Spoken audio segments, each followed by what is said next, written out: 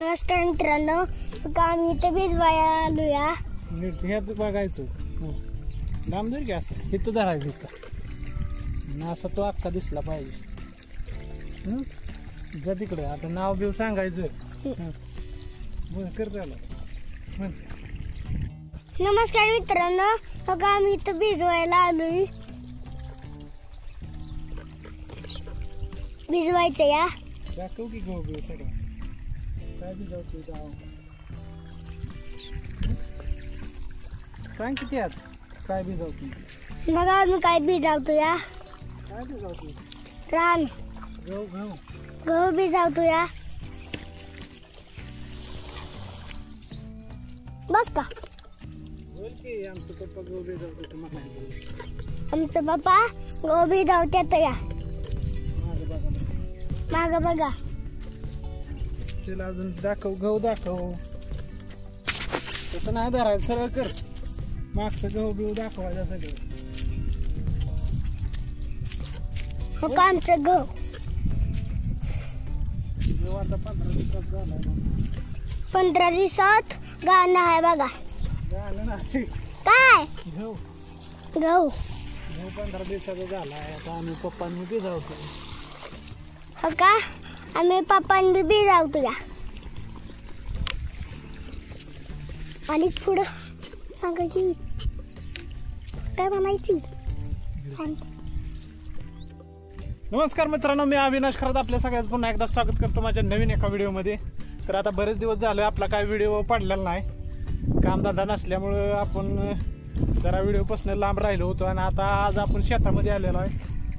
तर 7 नोव्हेंबरला गहू पेरला होता आणि गहू पेरून आज बरोबर 15 दिवस झालेत. आणि 15 दिवस झाल्यानंतर आता गहू 5-6 इंच मोठा झालेला आहे. म्हणजे एका बोटा एवढा आलेला आहे. परंतु अजून त्याला खुरपायचा आहे. पण खुरपायजोगा अजून गहू आला नसल्यामुळं आता ही तिसरं पाणी देतोय. शक्यतो 2 पाणी झाल्यानंतरच गहू भिजावला जातोय, कारण खुरपायचा मापात येतोय.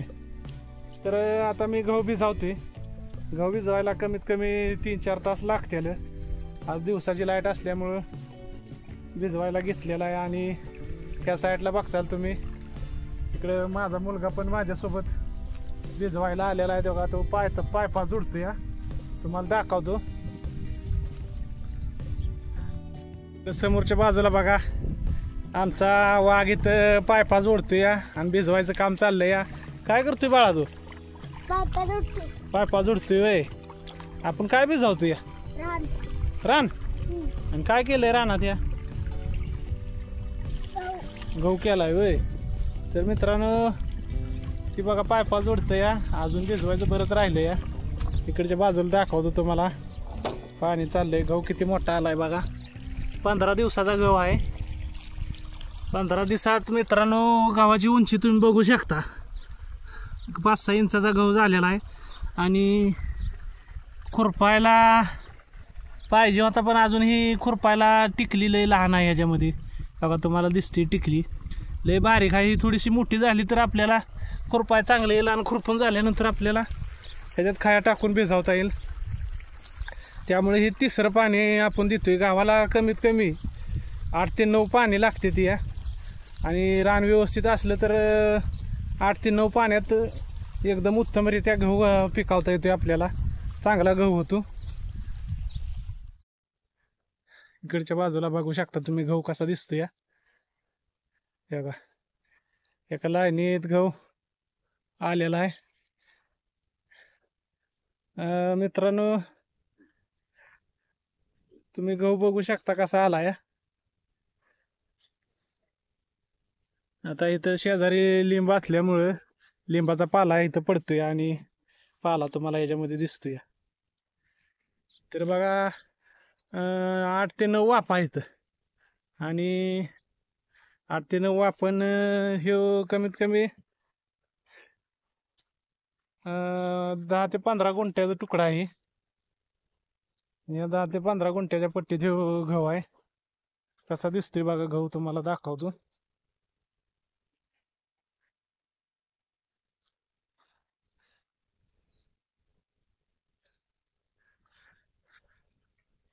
4-5 दिवस झालं मित्रांनो ऊन कडक पडलं या. तुम्ही आता शूटिंग मध्ये बघताय कडक ऊन पडले आणि कडक ऊन पडल्यामुळे काय झाले सगळ्यांनाच भिजवायची गरज पडली. काय जणांना गहू आता पेरलाय पण आपण 15 दिवस झालं पेरलाय त्यामुळं गहू उगावलेला आहे पण थोडीशी टिकली वर येण्यासाठी आणि ती खुरपून खाया घालण्यासाठी आपल्याला अजून एकदा भिजवायची गरज पडली या.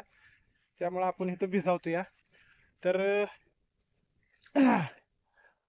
जर आपण शेतकरी आहात व्हिडिओ बघणार तर तुम्ही सांगू शकता की किती दिवसात गहू काढायला येतोय आणि किती पाणी लागते ती. आता आपल्या माहितीप्रमाणे कमीत कमी 10 पाणी तर लागते ती गव्हाला आणि 1-2 वेळा खायला टाकावं लागते आणि खुरपायला लागते. एवढं झालं की गहू 4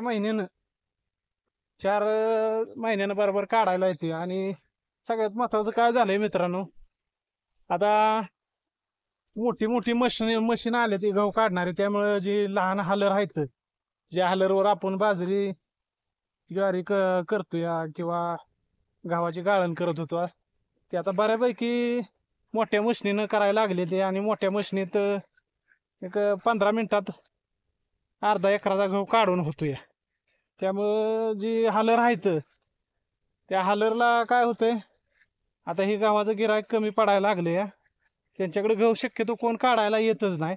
मोठ्याच मशनीनं सगळी काढते ती. पंजाबवरनं मशनी आलेल्या आहेत त्या मोठ्या मोठ्या आणि अर्ध्या तासात तुम्हाला पाहिजे अर्धा एकर काढून देतंय 1 एकर सुद्धा काढून देतंय. त्यामुळं काय झालंय शेती गतिमान झालेली आहे आणि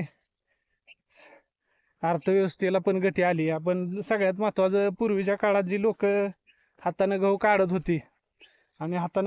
होती आणि ती पुन्हा बॅलरवरती आपटून त्याचं ती पुढच्या जे गव्हाच्या दाण्याचा भाग आहे तो सगळा निघत होता आणि तो निघला की हालरमध्ये टाकला जात होता आणि धान्य केलं जात होतं. परंतु आता काय झाले डायरेक्ट मशीन वरनच फिरवलं जातं या आणि गहू काढला जातो या.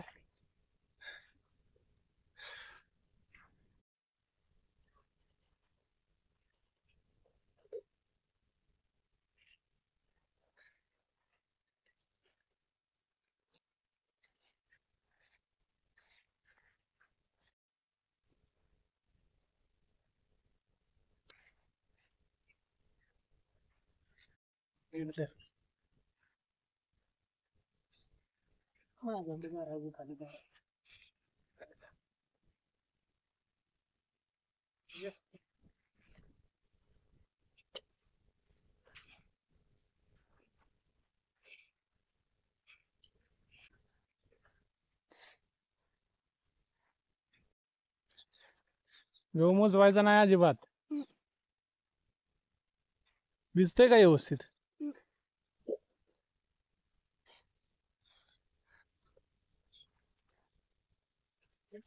तर मित्रांनो ही माझा मोठा पोरगा मला भिजवायला मदत करतोय.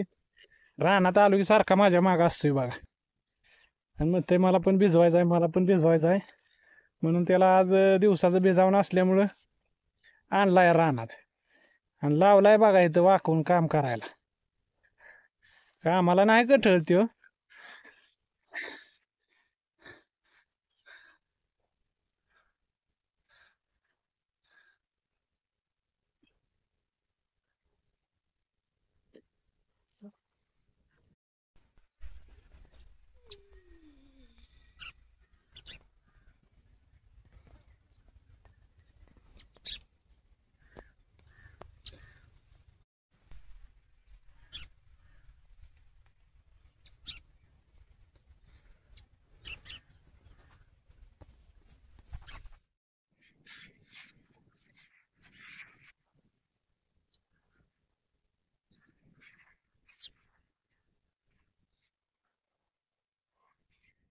मित्रांनो आता अर्धं रान भिजवून झालेलं आहे बऱ्यापैकी आणि हे बघा माझं बारकं पोर सुद्धा इकडे धडपडत आलंय अजून. कशाला आलाय रे? कशाला आलाय? हा कशाला आलाय तू इकडे? होय रे. ही सुद्धा मी भिजवायला लागलो की रानात पळते माग. याला पाण्याचा लई नाद आहे. गेलाच पाण्यात बघा. काय उडकतोय? काय हुडाकतोय? हा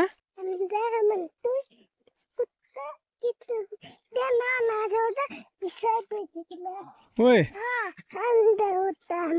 होय बर. आता कशाला आलाय इकडं? उन्हात कशाला आलाय? ऊन लागतंय का? ऊन लागतंय नाही? मग कशाला आलाय इकडे?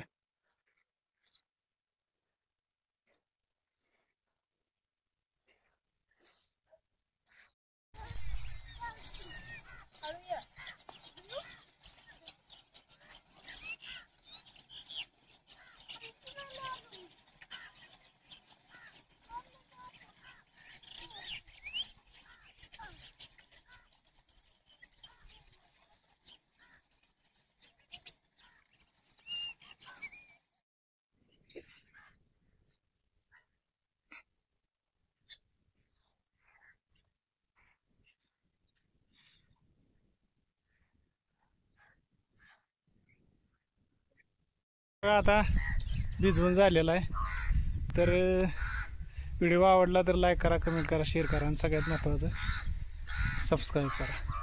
धन्यवाद.